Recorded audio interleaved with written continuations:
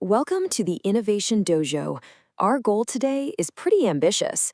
We're not just going to talk about innovation, we're going to transform you into an innovation catalyst.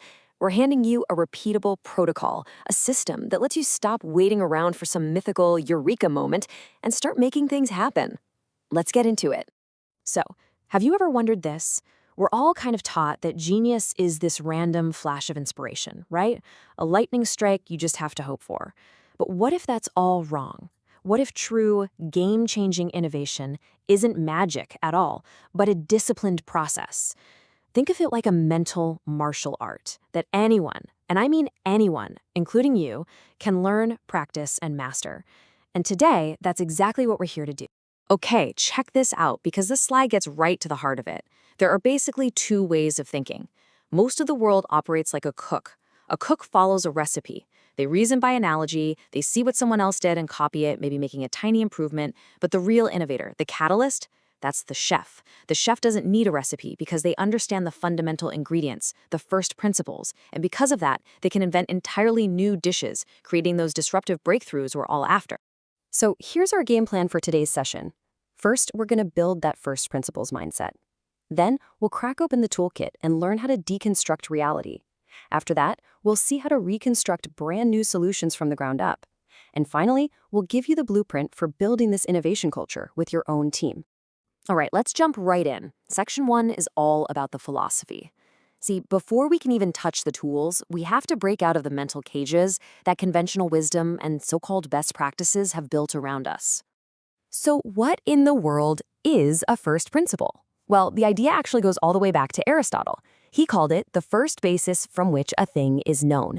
The best way to think about it is like an atomic truth. It's a foundational building block of knowledge that you just can't break down any further. It's not an assumption, it's not an opinion, it's a fundamental law of how things work. And listen, this isn't just some dusty old philosophy. It's the exact framework used by the most disruptive thinkers today. Elon Musk is famous for this. He doesn't ask, how can I make this rocket 10% cheaper? No. He asks, what are rockets made of? Okay, aluminum alloys, titanium, copper, and what is the actual price for those materials on the market?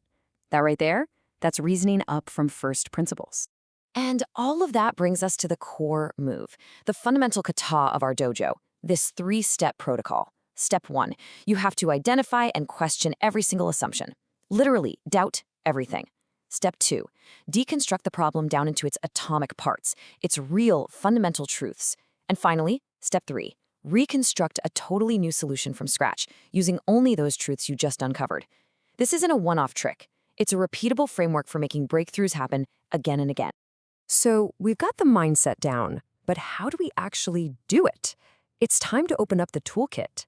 We're about to learn the specific techniques for interrogating reality, for stripping away all those layers of assumptions that are holding you and your entire industry back.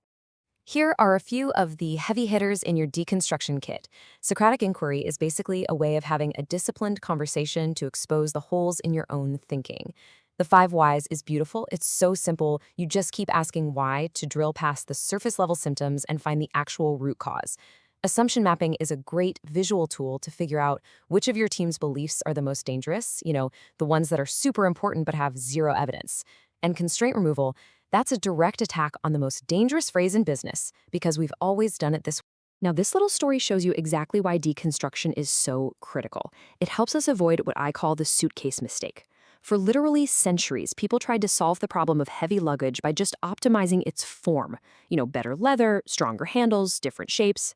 They were reasoning by analogy, just like a cook. It wasn't until someone deconstructed the problem down to its core function, which is simply moving a heavy thing, that they had the brilliant breakthrough of adding wheels. They separated form from function and boom, a revolution.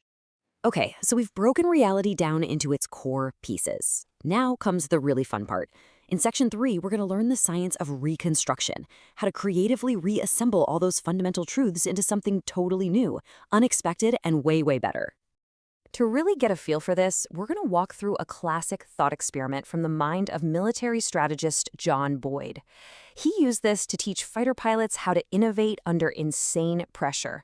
So get ready for the snowmobile exercise. First up, we deconstruct. We take 3 completely different things and break them down to their basic parts. Okay, from a motorboat, let's grab the motor and maybe the skis. From a military tank, we'll take those tough metal treads. And from a bicycle, we'll snag the handlebars and the seat. So now we've got this pile of first principle components totally removed from their original homes. So, what can we build from this weird collection of parts? By reconstructing them in a totally new combination, we create something that didn't exist before, a snowmobile, right?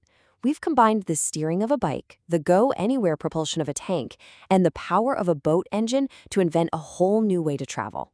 That's the power of rebuilding from scratch. Now, this kind of thinking is amazing for an individual, but it's absolutely unstoppable when you bring it to your whole team. So Section 4 is our practical blueprint for how you can actually facilitate this whole process, turning you from someone who just knows this stuff into a true innovation catalyst for your organization. And here it is, a real, tangible agenda for a workshop. You start by aligning everyone on the core problem. Then you run an audit where you challenge every existing industry assumption. Next comes divergence, where you need a ton of ideas fast. Try something like Crazy Eights, everyone sketches 8 ideas in 8 minutes. It forces you past the obvious. And finally, you converge. Use a simple tool like dot voting. Give everyone a few stickers to vote for their favorite ideas to democratically pick the best ones to move forward with. Of course, real innovation is never easy. There's always going to be pushback, so here are some pro-level moves for handling it. The pre-mortem is brilliant. You have your team imagine the project has already failed horribly, and then you work backward to figure out why. It's a super safe way to find weaknesses. Red teaming is like having your own internal hackers. Their only job is to attack your plan and find its flaws before the real world does. And you'll have to learn to manage the expert beginner, that person whose expertise has actually become a barrier to new ideas. And if you need any proof that this protocol actually works, just look around you. SpaceX didn't just build a cheaper rocket. They deconstructed the entire thing down to its raw material costs and completely rewrote the economics of space travel. Tesla didn't just make a better electric car. They rebuilt the very idea of a car from the fundamentals of energy and transport. And centuries ago, Gutenberg deconstructed the book into movable type. And, well, that changed everything. But in the end, as the great physicist Richard Feynman said, this all comes down to a discipline of radical intellectual honesty. The biggest thing standing in the way of innovation isn't your competition, it's you. It's your own biases, your own assumptions. And first principles thinking is the sharpest tool you have to keep from fooling yourself. So we'll leave you with a challenge. What is that one best practice, that one undeniable truth in your field that absolutely everyone takes for granted, the one thing nobody dares to question? Find it, interrogate it, deconstruct it, and then see what amazing new thing you can build in its place. Your training as an innovation catalyst starts right now.